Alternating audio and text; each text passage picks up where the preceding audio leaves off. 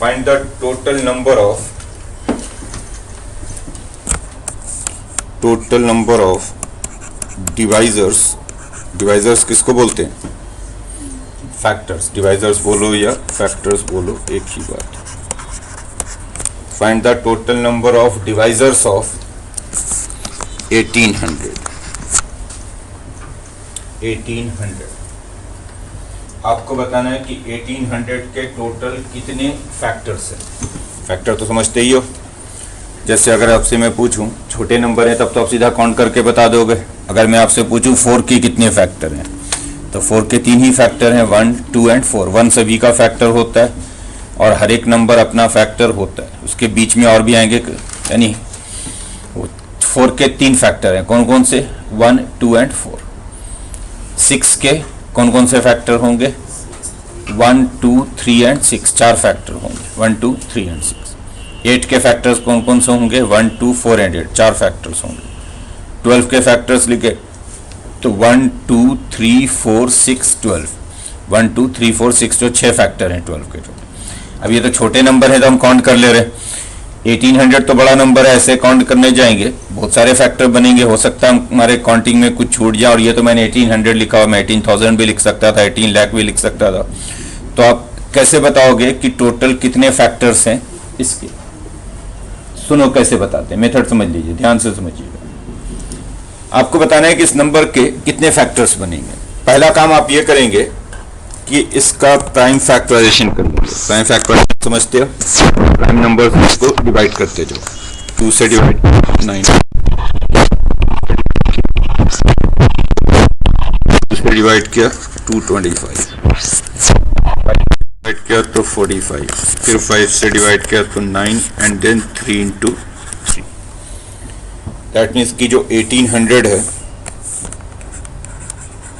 इसका prime factorisation करेंगे तो 2 का पावर होगा 3, 3 का पावर 2 और 5 का पावर भी 2. तो 1800 को ऐसे लिखा जा सकता है 2 raised to 3, 3 raised to 2, 5 raised to. यानी इसके 1800 के टोटल 3 प्राइम फैक्टर हैं. अगर आपसे सिर्फ प्राइम फैक्टर पूछा जाता है कि कितने प्राइम फैक्टर हैं तो प्राइम फैक्टर इसके सिर्फ 3 ही है. कौन कौन से? 2, 3 एंड 5. यानी यही 3 प्राइम नंबर हैं जो इसको डिवाइड करेंगे. इसके अलावा और कोई प्राइम नंबर डिवाइड नहीं करेंगे. अगर हमसे प्राइम फैक्टर नहीं पूछा गया, टोटल फैक्टर पूछा गया. प्राइम पूछा जाता तो खत्म हो गई बात. 2, 3 एंड 5. टोटल फैक्टर कैसे लिखें? तो देखो फैक्टर का मतलब क्या होता है. 1800 का फैक्टर लिखना चाहते हैं यानी आप वो नंबर फाइंड करना चाहते हैं जो 1800 को पूरी तरह से डिवाइड कर देगा. मतलब अगर हम न्यूमरेटर में 1800 लिखें और डिनोमिनेटर में फैक्टर लिखें तो पूरी तरह से डिविजिबल हो जाना चाहिए. डिनोमिनेटर में कुछ नहीं बचना चाहिए, डिनोमिनेटर बंद हो जाना चाहिए कैंसिल होने के बाद. तो अगर हम इसका फैक्टर लिखेंगे, ध्यान से समझोगे, 1800 को न्यूमरेटर में लिखें, फैक्टर को डिनोमिनेटर में लिखें तो पूरी तरह से कैंसिल हो जाना चाहिए. डिनोमिनेटर में कुछ भी नहीं बचना चाहिए, पूरा पूरा न्यूमरेटर में ही बचना चाहिए. तो इसका मतलब है कि जो फैक्टर होगा उसमें भी 2, 3 एंड 5 के अलावा और कोई प्राइम नंबर नहीं आ सकता. फैक्टर में भी जो प्राइम नंबर आ सकता है वो 2, 3 एंड 5 ही आ सकता है.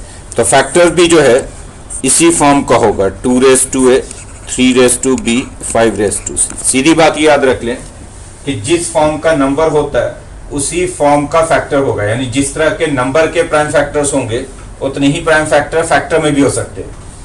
जैसे नंबर में 2, 3, 5 है तो फैक्टर में भी यही 3 आ सकते हैं, 2, 3, 5. इनके अलावा और कोई नहीं आ सकता. नो ए ज्यादा से ज्यादा कितना हो सकता है? 3. क्योंकि ये डिनोमिनेटर में होगा, डिवाइड करेंगे तो पूरा कैंसिल हो जाना चाहिए. तो ए मैक्सिमम जो हो सकता है वो 3 हो सकता है. बी मैक्सिमम कितना हो सकता है? 2. सी मैक्सिमम कितना हो सकता है? 2. मिनिमम की कोई रिस्ट्रिक्शन नहीं, यानी मिनिमम 0 हो सकते हैं. तो ए की वैल्यू कहां से कहां तक हो गई? ए की वैल्यू होगी 0 से लेकर 3 तक. बी की वैल्यू होगी 0 से लेकर 2 तक. सी की वैल्यू होगी 0 से लेकर 2 तक.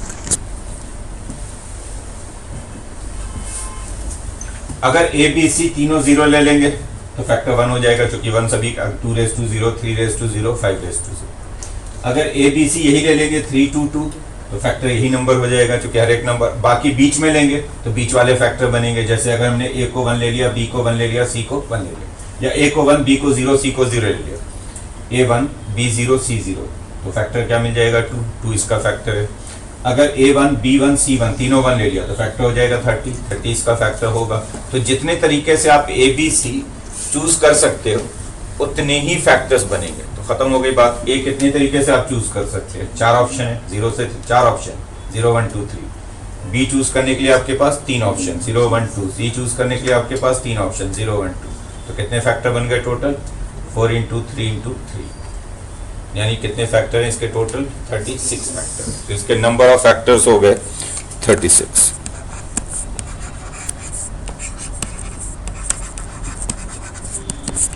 Four into three into three, तो 1800 के टोटल 36 फैक्टर्स।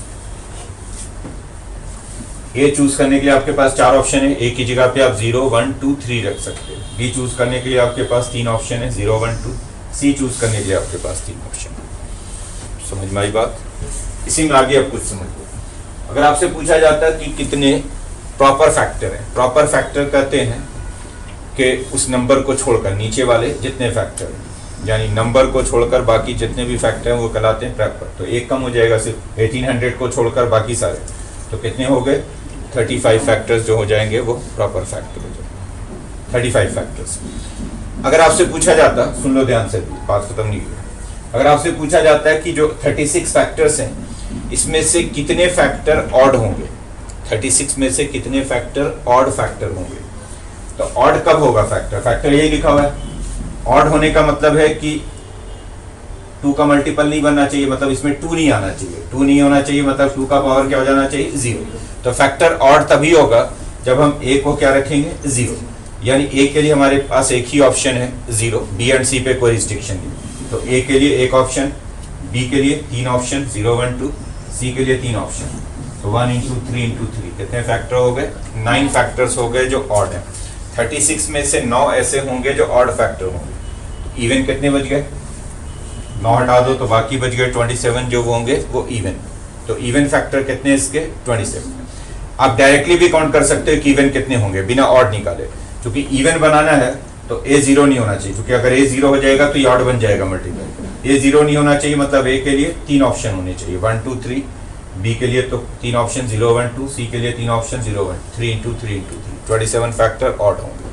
अगर आपसे पूछा जाता ऐसे कितने फैक्टर होंगे जो 3 के मल्टीपल में होंगे, कितने फैक्टर होंगे जो 3 के मल्टीपल में होंगे, तो 3 के मल्टीपल में होने के लिए b 0 नहीं होना चाहिए। अगर b 0 हो गया तो फिर ये 3 का मल्टीपल नहीं बनेगा, तो b 0 नहीं होना चाहिए। a और c पे कोई रिस्ट्रिक्शन नहीं है। तो a के लिए 4 ऑप्शन, c के लिए 3 ऑप्शन, b 0 नहीं होना चाहिए, तो b के लिए 2 ऑप्शन। तो कितना हो गया, 4 × 3 × 2, यानी 24 फैक्टर ऐसे होंगे जो 3 के मल्टीपल में होंगे।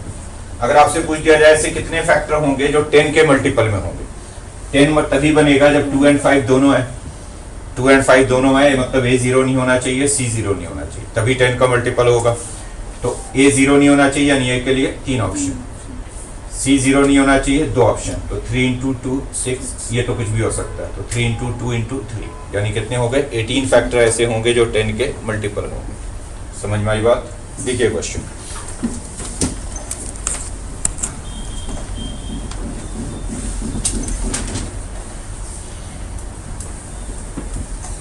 if n is equal to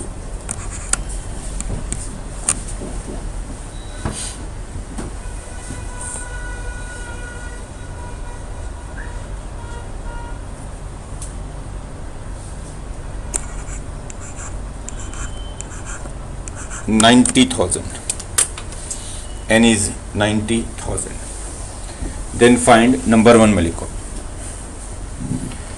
total number of factors of n, total number of factors of n.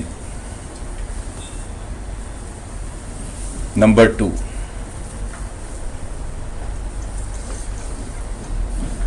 number of odd factors, कितने फैक्टर इनमें से ऑड है।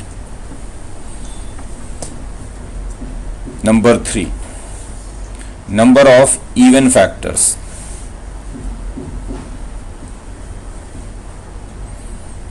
next number of factors which are multiple of 5, ऐसे कितने factor हैं जो 5 के multiple में होंगे, number of factors which are multiple of 5, next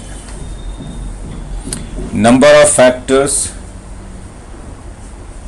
which are multiple of 6, कितने फैक्टर 6 के मल्टीपल में होंगे। Next, number of factors which are multiple of 30, 30, ऐसे कितने फैक्टर होंगे जो 30 के मल्टीपल में होंगे। करोगे इसे।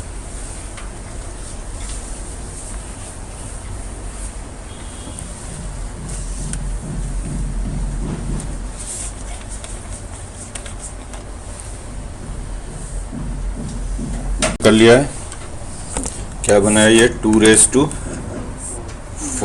3⁴ एंड 5⁴, चेक कर लो ये बना, बोलो 2⁴, 3⁴, 5⁴। फैक्टर लिखोगे इसको, फैक्टर लिखोगे 2⁴A, 3⁵B, 5⁵C।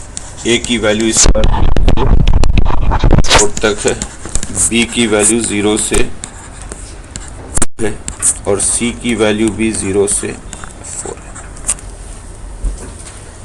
पहले तो पूछा गया कि टोटल कितने फैक्टर होंगे, नंबर ऑफ फैक्टर्स। तो जितने तरीके से आप ए बी सी चूज कर सकते हो। तो ए के लिए 5 ऑप्शंस, बी के लिए 3 ऑप्शन, सी के लिए 5 ऑप्शन। 5 × 3 × 5, तो इसके टोटल 75 फैक्टर्स हैं। बोलो सही है।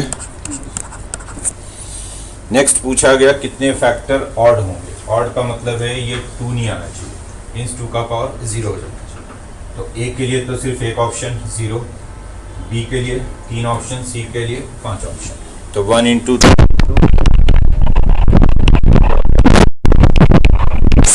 कितने फैक्टर इवन हो गए। 75 में से 15 सब्ट्रैक्ट कर दिया तो बाकी बचे 60 फैक्टर्स जो इवन होंगे।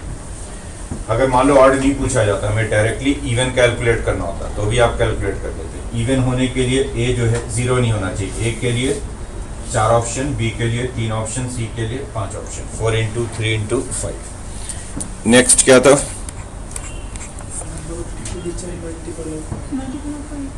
5 का मल्टीपल यानी सी 0 नहीं होना चाहिए। तो इसलिए ए के लिए 5 ऑप्शन, बी के लिए 3 ऑप्शन, सी के लिए 4 ऑप्शन। 5 × 3 × 4 कितना हो गया ये 60 अगेन। नंबर 5 क्या था, मल्टीपल ऑफ 6। 6 का मतलब है कि ए एंड बी 2 और 3 दोनों आने चाहिए। मतलब ए 0 नहीं होना चाहिए, बी 0 नहीं होना चाहिए। तो ए 0 नहीं होना चाहिए यानी ए के लिए 4 ऑप्शन, बी 0 नहीं होना चाहिए, बी के लिए 2 ऑप्शन और सी तो कुछ भी हो सकता है यानी 5 ऑप्शन। तो कितने हो गए ये 40 फैक्टर्स जो होंगे वो 6 के मल्टीपल में। लास्ट क्या था 30 के मल्टीपल, यानी ए बी सी तीनों में से कोई भी 0 नहीं होना चाहिए। 30 तभी बनेगा जब 2 और 3, 5 तीनों आए। 2, 3, 5 तीनों मल्टीप्लाई करके 30 बनेंगे। तो ए 0 नहीं होना चाहिए, 4 ऑप्शन, बी 0 नहीं, 2 ऑप्शन, सी 0 नहीं, 4 ऑप्शन। कितने हो गए ये 32 फैक्टर ऐसे होंगे जो 30 के मल्टीपल में होंगे। ठीक, अगर आपसे सारे फैक्टर्स का सम लिखने को कह दिया जाए, जैसे इसके टोटल कितने फैक्टर हैं 75।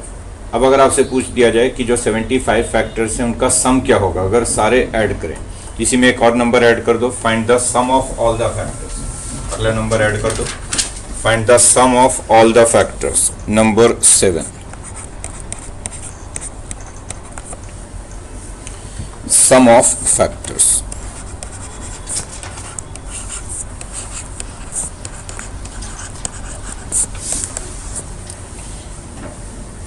तो कुछ नहीं करना है, ये जनरल फैक्टर है, इसी पे समेशन लगा देना, सिग्मा लगा देना और समेशन एक्सपेंड कर देना, सम मिल जाएगा।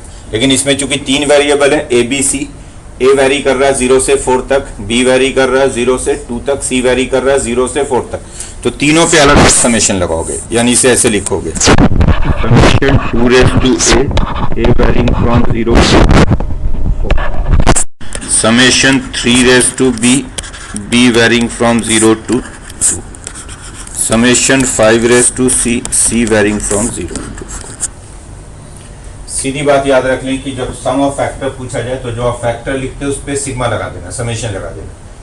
3 वेरिएबल हैं तो तीनों पे समेशन, और मान लो एक और फैक्टर भी होता 7 भी होता तो फिर उस पर भी समेशन लगता। और अब इस समेशन को खोल दो।